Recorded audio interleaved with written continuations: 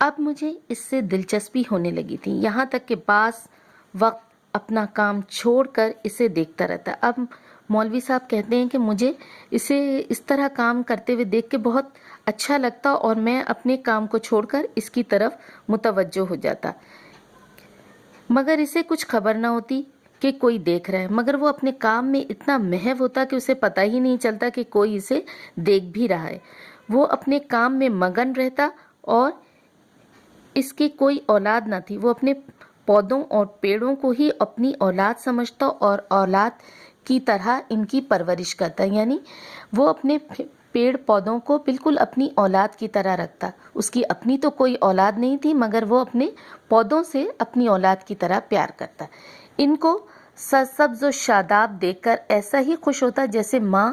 اپنے بچوں کو دیکھ کر خوش ہوتی ہے، یعنی وہ اپنے پودوں کو دیکھ کر اتنا خوش ہوتا جیسے ماں اپنے بچوں کو دیکھ کر ہوتی ہے۔ وہ ایک ایک پودے کے پاس بیٹھتا اور ایسا معلوم ہوتا کہ گویا ان سے چپکے باتیں کر رہا ہے۔ جیسے جیسے وہ بڑھتے اور پھلتے پھولتے اس کا بھی دل بڑا بڑھتا اور پھولتا تھا، یعنی وہ اپنے پودوں کو جیسے ہی پھلتا پھولتا دیکھتا وہ بھی اپنے آپ میں خوشی محسوس کرتا۔ ان کو توانا دیکھ کر اس کے چہرے پر خوشی کی لہر دوڑ جاتی۔ کبھی کسی پودے میں اتفاق سے کیڑا لگ جاتا تو اسے بڑی فکر ہوتی، بازار سے دوائیں لاتا اور اس پودے کی ایسی سیوا کرتا جیسے کوئی ہمدرد اور نیک دل ڈاکٹر اپنے عزیز بیمار کی کرتا ہے، یعنی وہ اپنے پودوں کی اس طرح خدمت کرتا، سیوا خدمت کو کہا جاتا ہے، کرتا جیسے کوئی ڈاکٹر اپنے عزیز بیمار کی کرتا ہے۔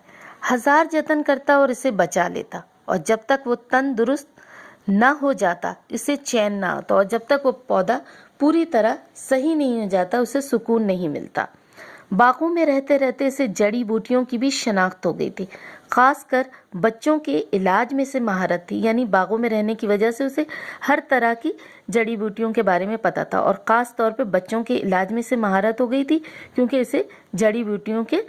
فوائد کا بھی علم ہو گیا تھا۔ وہ خود کو بھی صاف ستھرا رکھتا اور ایسا ہی اپنے چمن کو بھی رکھتا، وہ خود بھی صاف ستھرا رہتا اور اس کے پودے بھی ہمیشہ صاف ستھرے رہتے۔ کیا مجال جو کہیں گھاس پھوس یا کنکر پتھر پڑا رہے، غرض سارے چمن کو آئینہ بنا رکھا تھا اور اس کے سارا باغ آئینے کی طرح چمچماتا رہتا۔